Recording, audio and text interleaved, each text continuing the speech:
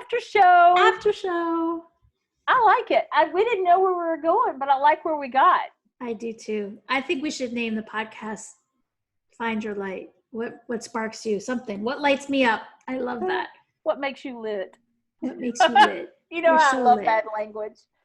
Yeah, I love it because come see, come saw, because like I could really feel that when you talked about that in the beginning. And like, you know, we both lit up literally when we started talking about, like, we were in the middle of that podcast and we were in the middle of our own selves shifting, right? Like, just, oh yeah, that's where we go. Yes, thank you. We lead that. We will go there, right? Well, and one of the things that I'm noticing actually when I'm just like, my mind is racing now about like, what would I do? Like, you know, one of my life goals was to go to every country on the planet. And I've got about 60 so far. And so there's a lot, I think there's like 190 countries. So I have a good number of countries still to go. And there are countries I want to revisit and will revisit time and time again. And I was thinking about, what if I was going to make this time period just about that, researching, reading everything, planning places I wanted to see and go and experiences I wanted to have, all of this.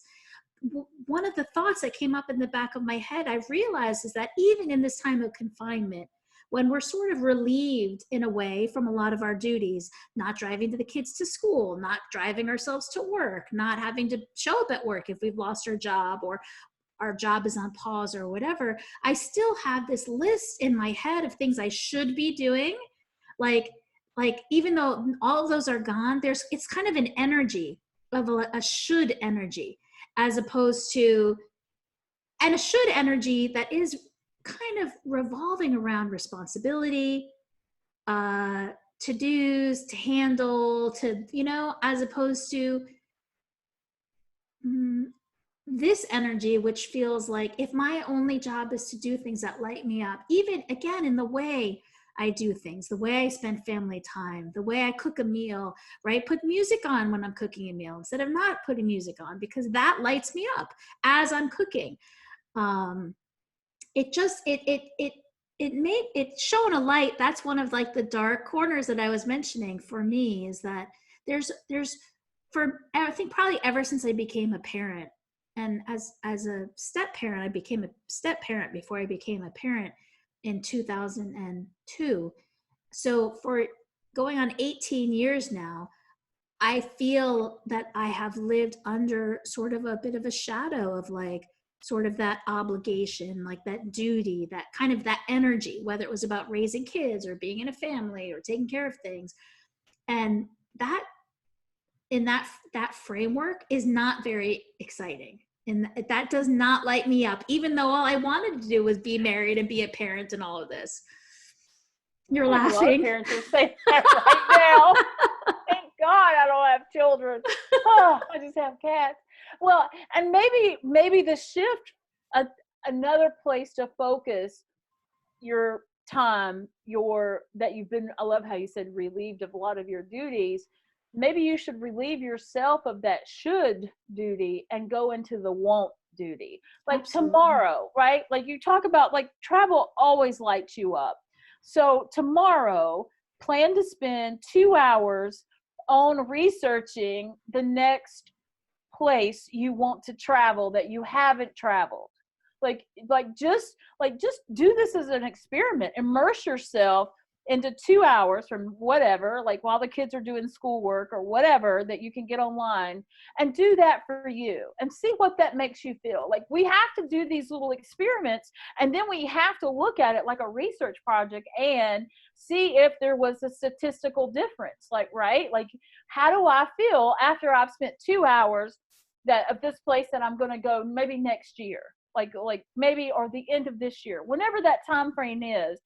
And it brings you closer to that, and see what that feels like at the end. Take 5 minutes and say, how do I feel about spending my time, my want, W-A-N-T, time for this? And see what that does to you. Mm-hmm.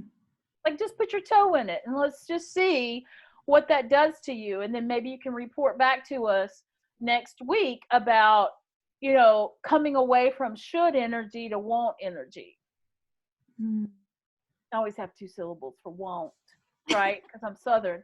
But I mean, maybe that's what you do tomorrow, and then you get to experiment within your own self on that and see how that moves you from come see come saw to, oh, what'd you do today? Well, I went to Uruguay. I mean, right? Yeah, Right? I love it. Did you Yeah. did you get on a plane? No. But here's what I learned about the country. Here's what I learned about the people. Here's what I learned about the culture. Here's something I can't wait to try. It's almost like you were there. Maybe you get on Netflix and see if there's a documentary. Maybe you look on YouTube and you hear somebody speaking that native tongue of that country.